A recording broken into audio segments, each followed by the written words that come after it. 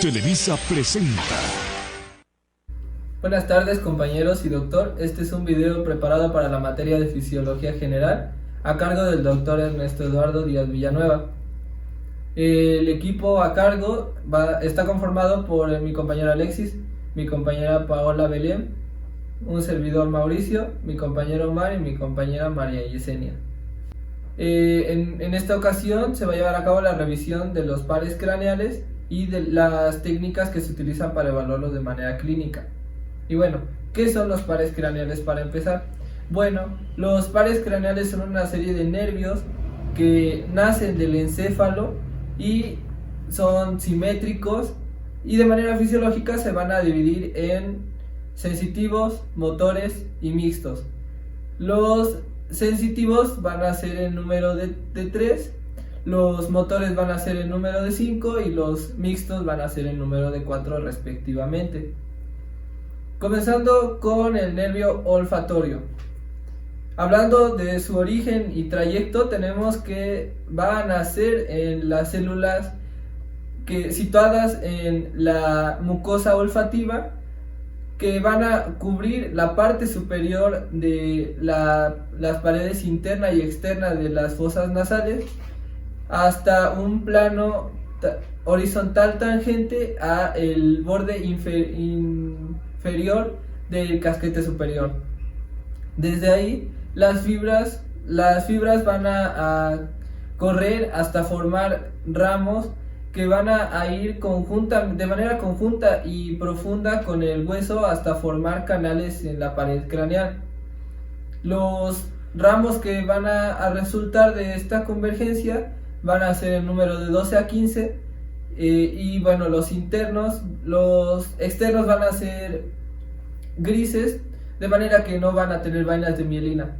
Los internos, también amielínicos, van a ser otros tantos. Ahora vamos a revisar las técnicas de exploración neurológica para verificar el funcionamiento de estos nervios. En primer lugar, vamos a verificar que el paciente sea capaz de respirar, que tenga sus 2 vías aéreas permeables. En primer lugar, le vamos a pedir a nuestro paciente que si puede ocluirse una de sus alas nasales y respirar por la otra. Bueno, como siguiente instancia tenemos que revisar la capacidad de diferenciar los olores del paciente. En primer lugar, tenemos que comenzar pidiéndole que si puede cerrar los ojos al paciente. Podría esto generar un poquito de incomodidad, pero nosotros tenemos que brindarle un poquito de una atmósfera de confianza. Después procedemos con lo siguiente. ¿Podría usted decirme qué es lo que está oliendo? El café. Como podemos ver, el paciente pudo decirnos con seguridad lo que está oliendo, lo que nos da un resultado positivo de que sus funcionalidades en cuanto a este nervio son correctas. Generalmente las afecciones relacionadas con pueden ser una disosmia, una anosmia, que es la pérdida total de la capacidad de diferenciar olores, o una hiposmia. La hiposmia es una pérdida parcial de la capacidad de diferenciar olores. Bueno, vamos a continuar con el segundo par craneal, que es el nervio óptico. Este nervio óptico es del tipo de nervios sensitivos. Este va a tener como principal función recoger la sensibilidad de la visión, o sea, la información visual que nosotros captemos. Su longitud va a ser de aproximadamente 35 a 55 milímetros. Este se va a originar de las fibras nerviosas que inervan los fotorreceptores de la retina. Los fotorreceptores van a estar conformados por los conos y los bastones. Estos se van a unir a las neuronas para así formar el nervio óptico. Su origen real y su origen aparente. El origen aparente va a ser en el ángulo anterior del quiasma óptico y el origen real va a ser en las células ganglionares de la retina.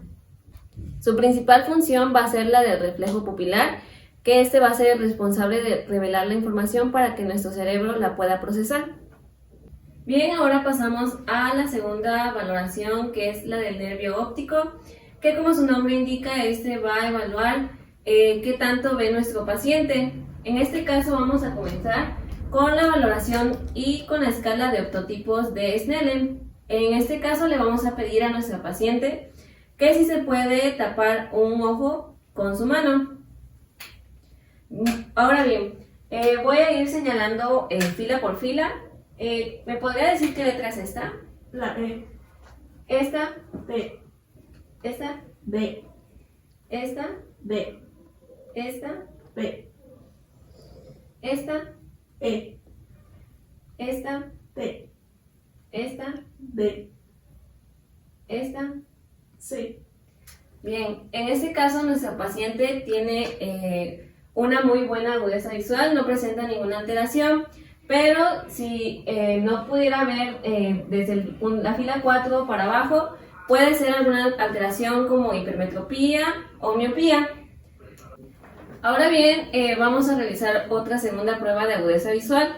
En este caso nos debemos de posicionar enfrente de nuestra paciente y le debemos de pedir que por favor se coloque su mano sobre su ojo. Le vamos a pedir que por favor mire nuestra nariz y le vamos a preguntar si nuestro dedo hace algún movimiento o no. ¿Se está moviendo? Sí, se está moviendo.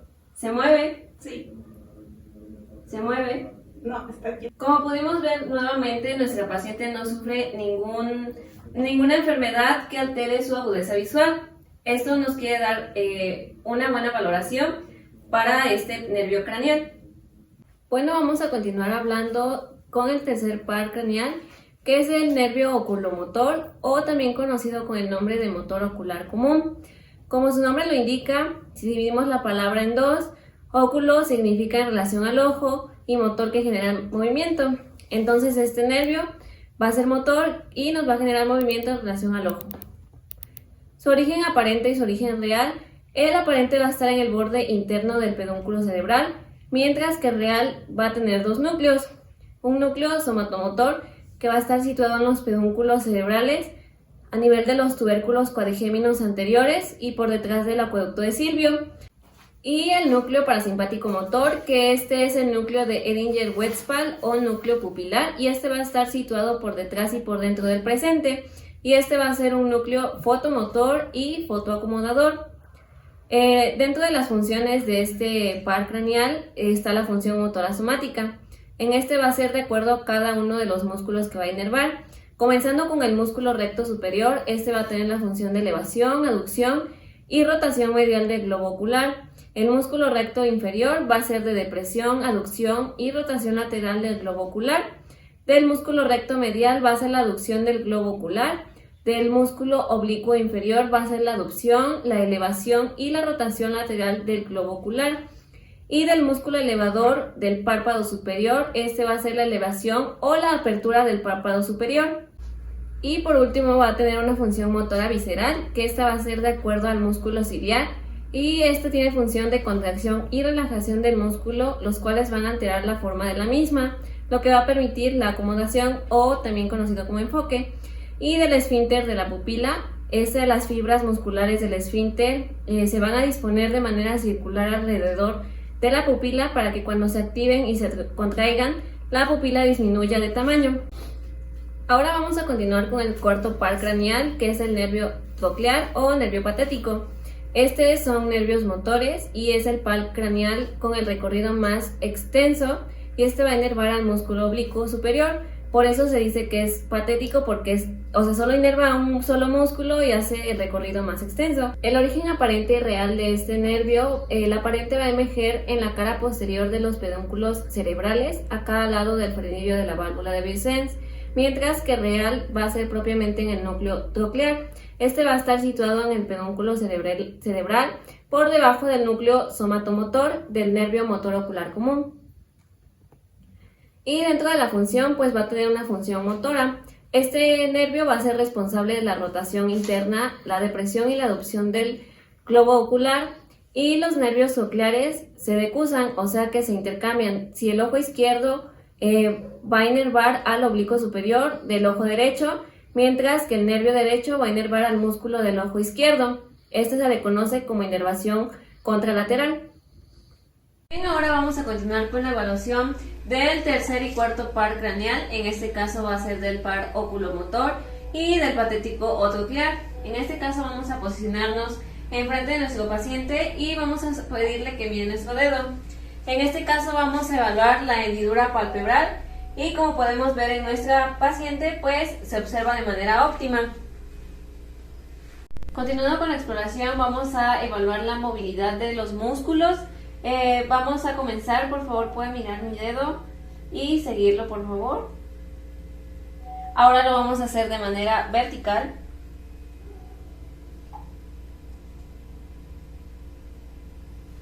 Y de manera lateral.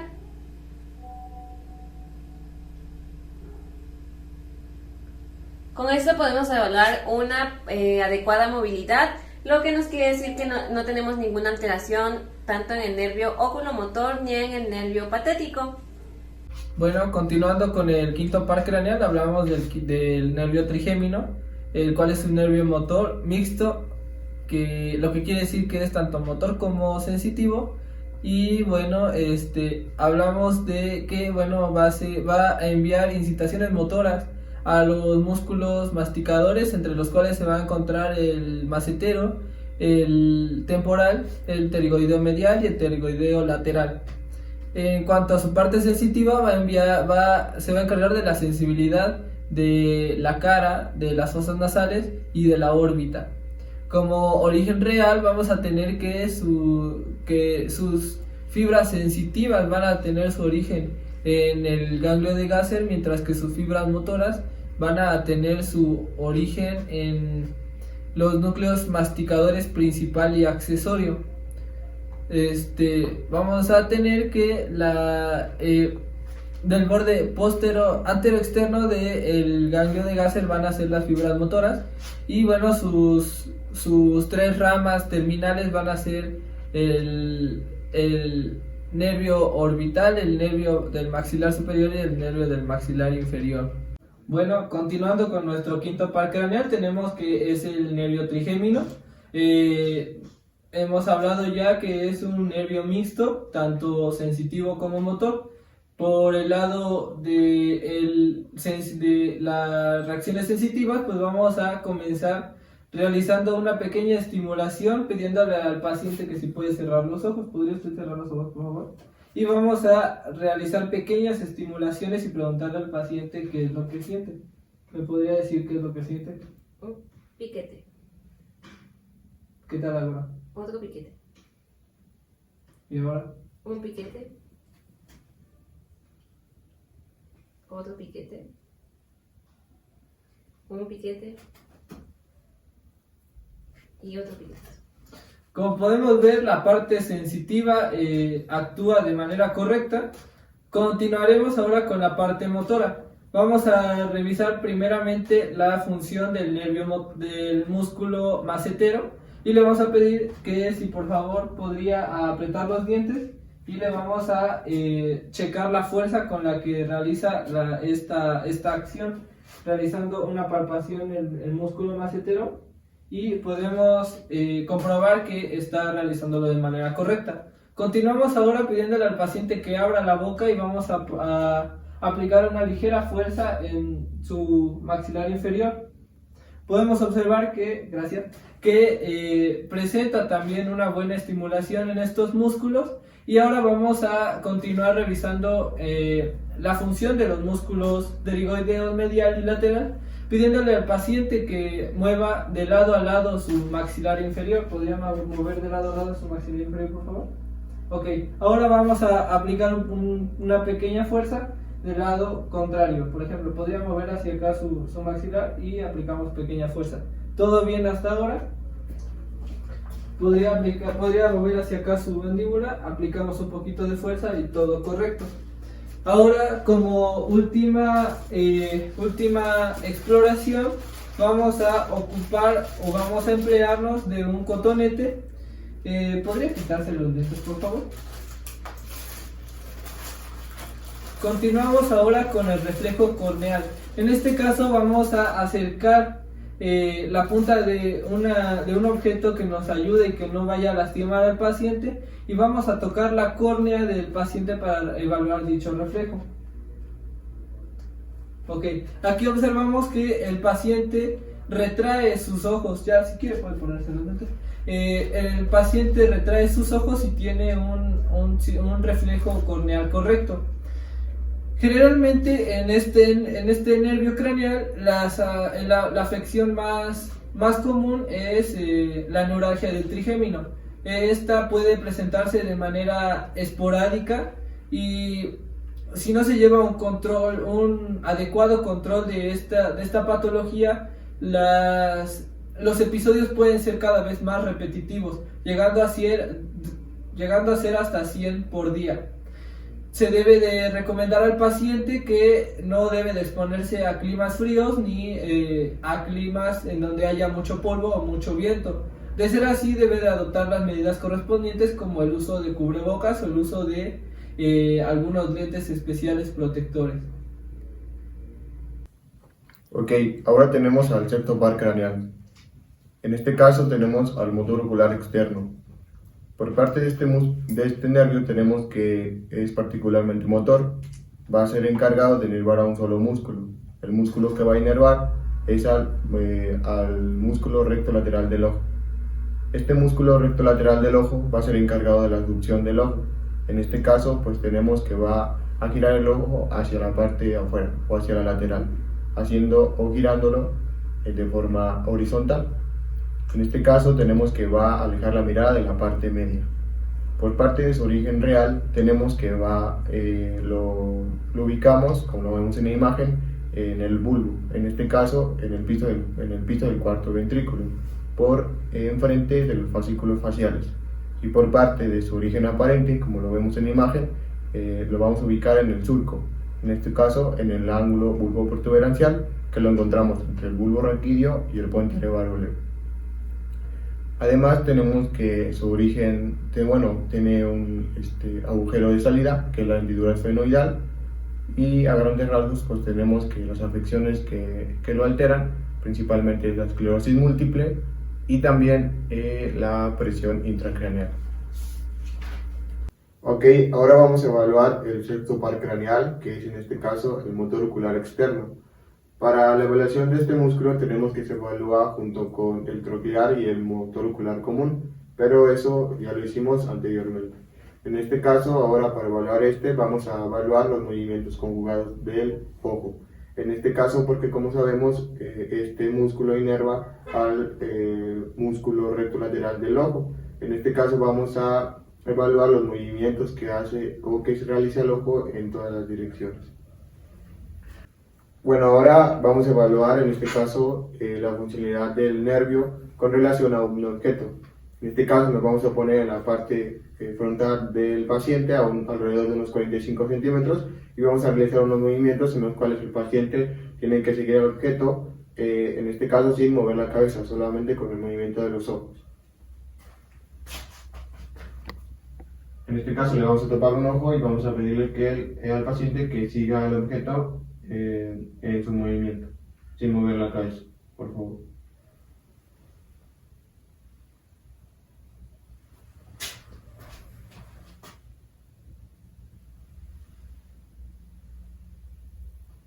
Ok, con sus dos ojos, por favor, mira el objeto y lo vamos a mover hacia los dos laterales, sin mover la cabeza, siga el objeto con sus ojos, por favor.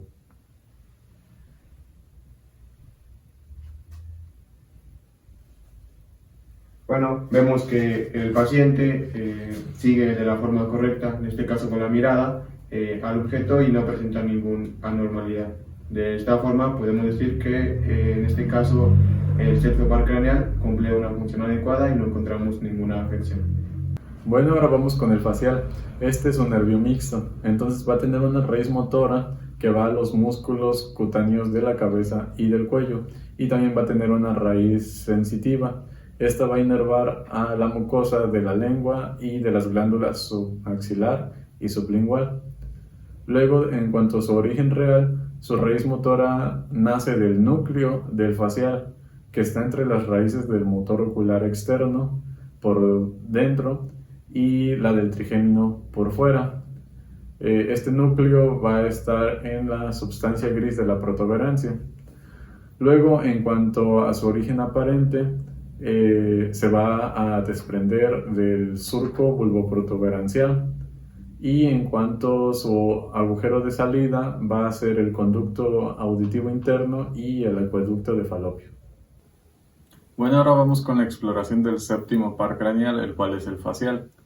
Y como su nombre lo dice, vamos a tener que enfocarnos en la parte de la cara. Primeramente vamos a tener que observar que todo sea simétrico, ya que si no lo fuera, que podría significar que nuestro paciente padece de algún tipo de parálisis. Para iniciar la evaluación vamos a pedirle a nuestro paciente que ambas cejas las eleve. Ahora vamos a pedirle que con sus cejas haga un gesto como si estuviera enojada. Ahora vamos a pedirle que cierre los ojos con fuerza y los mantenga cerrados, mientras nosotros hacemos el movimiento contrario, simplemente para medir la fuerza de este movimiento. Y como podemos notar, lo hace con normalidad. Puede abrir los ojos. Ahora vamos a pedirle que arrugue la parte de la nariz. Y también le vamos a pedir que sonría y deje de sonreír. Y que también muestre los dientes. Como pudimos ver, sigue haciéndolo con normalidad, por lo que quiere decir que no presenta ningún tipo de problema en este nervio. Bueno, continuamos con la exploración del nervio facial. Lo que acabamos de ver fue la exploración motora, ahora vamos con la sensitiva, ya que como dijimos, este es un nervio mixto. Para iniciar esta evaluación vamos a pedirle a nuestro paciente que abra la boca y saque la lengua, y nos tendrá que decir si lo que le damos es salado o es dulce. Esto debido a que el nervio ocupa la parte anterior de la lengua. Entonces vamos con el primero. ¿Puede abrir la boca y sacar su lengua?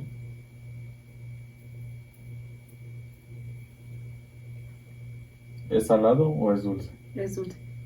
Ahora vamos con el segundo. ¿Puede abrir su boca y sacar la lengua? ¿Es salado o es dulce? Es salado. Como podemos ver, puede distinguir uno del otro fácilmente. Esto nos indica que el nervio no tiene ningún tipo de daño en la parte sensitiva. Ahora, continuando con el octavo par craneal, tenemos el nervio auditivo, igual denominado como nervio vestibulococlear, el cual se encuentra localizado en el conducto auditivo interno. Y asimismo, en cuanto a su división, su parte coclear se va a encargar de lo que es la audición, mientras que su división vestibular se va a encargar de las funciones del equilibrio. Por un lado tenemos su origen aparente, que va a ser del surco bulboprotuberancial, mientras que su origen real va a pertenecer a lo que es el nervio coclear del ganglio de Corti y también del nervio vestibular del ganglio de Scarpa. La evaluación del octavo par craneal, que tenemos que es el nervio vestibulococlear o nervio auditivo, se va a dividir en dos partes. En la primera, recordemos que la división de este nervio es la parte coclear, la cual valora o se encarga de lo que es la audición. Y para esta parte lo que vamos a hacer con nuestro paciente es pedirle primeramente que se tape los oídos con los dedos, así. Exacto. Y lo que yo voy a hacer es dictar una serie de palabras y números en forma de susurro, de manera que ella pueda repetir lo mismo que yo le estoy diciendo. Pero para esto necesito tener lo que es la parte de la boca cubierta para que ella no pueda leerlo, mis labios. Entonces, yo te voy a decir una letra y un número y tú después me lo tienes que repetir. Sí. N28. N28. Y de esta manera comprobamos que mi paciente me acaba de entender perfectamente las dos, la letra y el número que yo le he dicho. Para la segunda parte de nuestra evaluación del octavo par craneal vamos a tener ahora acerca de la división vestibular, la cual se encarga del equilibrio. Para esta evaluación lo que necesitamos es que nuestro paciente camine en línea recta hacia el punto que está marcado ahí.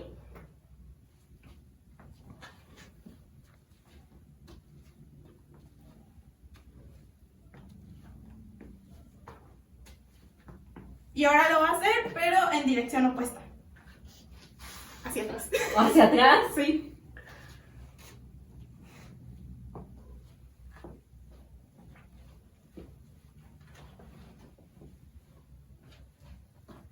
Y de esta manera hemos visto y comprobado que nuestro paciente no tiene problemas con el equilibrio al haber caminado de esta forma. Sin embargo, la alteración del nervio auditivo se debe con mayor frecuencia a fracturas o tumores de la base del cráneo, y esto puede dar lugar a una pérdida auditiva total o incluso una alteración vestibular, lo cual ya se traduce en daño a su equilibrio, lo cual nos puede repercutir en un incremento al riesgo de caídas. Continuamos con el noveno par craneal, que es el nervio glosofaringeo. Este va a ser un nervio de tipo mixto, cuyas fibras motoras están destinadas a inervar los músculos de la faringe y de la parte del velo del paladar, en tanto que sus fibras sensitivas se van a distribuir por lo que es la mucosa de la faringe y el tercio posterior del dorso de la lengua para recoger las impresiones gustativas. En cuanto a su origen real, tenemos que los sensitivos provienen del ganglio de Anders y del ganglio de Hedenrieder, mientras que los motores provienen de la parte superior del núcleo ambiguo. Por otro lado, tenemos su origen aparente, el cual por su parte superior del surco colateral posterior del bulbo. Y tenemos también acerca de los posibles problemas o lesiones que se pueden presentar en este par craneal. Los tumores del tronco encefálico son una causa frecuente de alteración de ambos nervios craneales. El paciente puede presentar una disminución del sentido del gusto en el tercio posterior de la lengua, así como también alteraciones en el habla, ronquera, disminución o ausencia del reflejo nauseoso y disfagia. Continuamos con el décimo par craneal, que es el nervio neumogástrico o igualmente denominado como nervio vago. Este es un nervio de tipo mixto que se extiende del cráneo hacia el abdomen. A su paso lo que hará es inervar las vísceras del cuello, el tórax y el abdomen. Por el lado de su raíz motora del neumogástrico tiene como origen dos núcleos, uno de los cuales es el núcleo ambiguo o núcleo ventral, que es una columna de sustancia gris situada entre la paroliva externa y la raíz descendiente del trigémino. El otro núcleo es el núcleo dorsal del neumogástrico, el cual se halla situado en el piso del cuarto ventrículo en el ala gris, y de él van a nacer fibras que siguen el trayecto del neumogástrico atravesando los ganglios sin detenerse en ellos. Las fibras sensitivas nacen de dos ganglios, el yugular y el plexiforme. Por parte del yugular, este va a estar situado al nivel del agujero rasgado posterior, y el plexiforme, este va a ser mucho más grande que el primero y se va a hallar situado justamente debajo de él. En cuanto a su origen aparente, el neumogástrico, constituido por sus dos raíces motoras y una sensitiva, sale del neuroeje por el surco colateral posterior del bulbo, emergiendo por sus 6 u 8 raíces inmediatamente por debajo del glosofaringeo y por arriba del espinal. Ok, ahora vamos a la evaluación del noveno y el décimo par craneal. En este caso es el glosofaringeo y el vago. Bueno, para evaluar estos en conjunto, estos nervios, vamos a evaluar 4 aspectos importantes. Primero vamos a empezar en este caso, que es el de la fonación. Para vamos a pedirle al paciente que por favor mencione su nombre en voz alta para poder evaluarlo. Por favor, ¿puede mencionar su nombre en voz alta, por favor? Alexis Jiménez Adaniz. En este caso no vemos ninguna distorsión en la voz del paciente, lo que podemos decir que hay un buen funcionamiento, en este caso, del nervio. Ok, para la segunda tenemos que vamos a evaluar la deglución. Por parte de la deglución vamos a pedirle al paciente que por favor tome agua. ¿Puede tomar agua?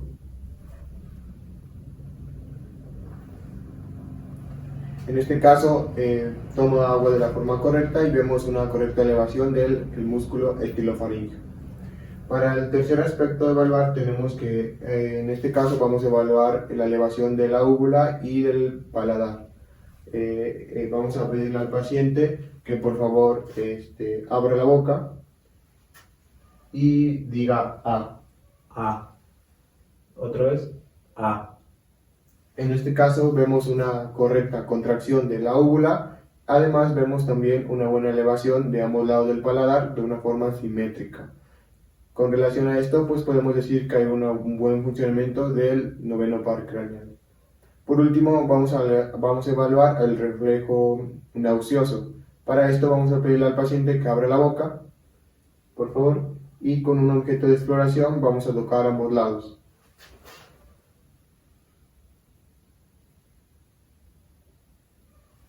Bueno, aquí vemos que se presenta el reflejo nauseoso y vemos que se contrae o tenemos la elevación también y la contracción de los músculos de la faringe. Eso sería todo por parte de estos dos nervios. Ahora vamos a hablar del onceavo par craneal.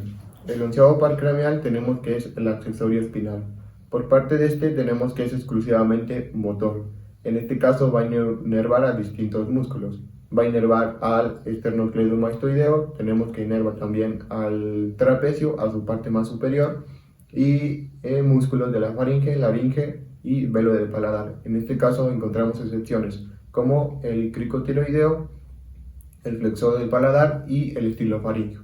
Tenemos origen real, en este caso tenemos al espinal y al vulvar. Por parte del espinal tenemos que el núcleo accesorio lo vamos a encontrar lateral al asta anterior de la médula espinal en C1 y en C5, como se muestra en la imagen superior del medio, y tenemos que la vulvar la vamos a encontrar en este caso en la médula oblonga, en la parte más inferior del núcleo ambiguo, como lo vemos en la imagen del recuadro rojo.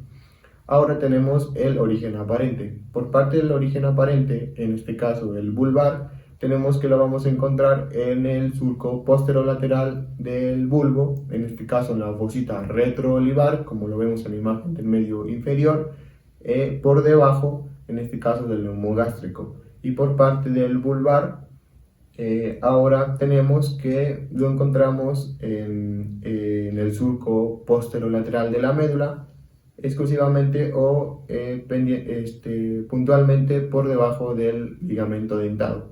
Por último tenemos un agujero de salida, que el agujero de salida en este caso es el agujero radiado posterior.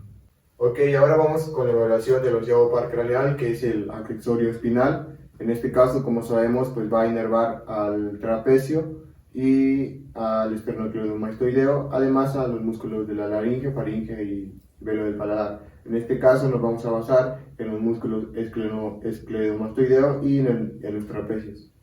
Ok, primero nos vamos a colocar en la parte trasera del paciente para verificar si no presenta atrofia en algunos de los dos músculos trapecios, y posterior a esto vemos que no presenta ninguna atrofia y se encuentra de una forma adecuada. En este caso, para la primera evaluación de estos músculos tenemos y vamos a pedirle al paciente que encoja los músculos o los lleve hacia la parte de arriba. Puede llevar los músculos hacia la parte de arriba. Ok, vemos que el paciente lo realiza de una mejor forma o de una forma correcta, pero ahora vamos a poner o a realizar la contraposición para verificar el buen funcionamiento de los músculos. Levántalos y vamos a generar presión hacia abajo. Ok. Vemos que el paciente al generar o realizar contraposición no disminuye en este caso los hombros y lo realiza de una forma correcta. Ahora, para evaluar en este caso el músculo esternocleidomastoideo, vamos a pedirle al paciente que gire el cuello de forma lateral, de una forma horizontal. Puedes girar el cuello hacia la izquierda, ahora hacia la derecha, por favor. En este caso es lo mismo, vamos a generar contraposición. En este caso ponemos nuestra mano en su mejilla y pedimos que gire el cuello. Ok, gracias. Ahora del otro lado izquierdo. Ok, vemos que el paciente puede girar de una forma correcta al poner contraposición y no vemos que tenga algún problema para hacer, en este caso, los giros del cuello. Además, vemos que al girar el cuello en contraposición, vemos o podemos visualizar de una forma más pronunciada al músculo.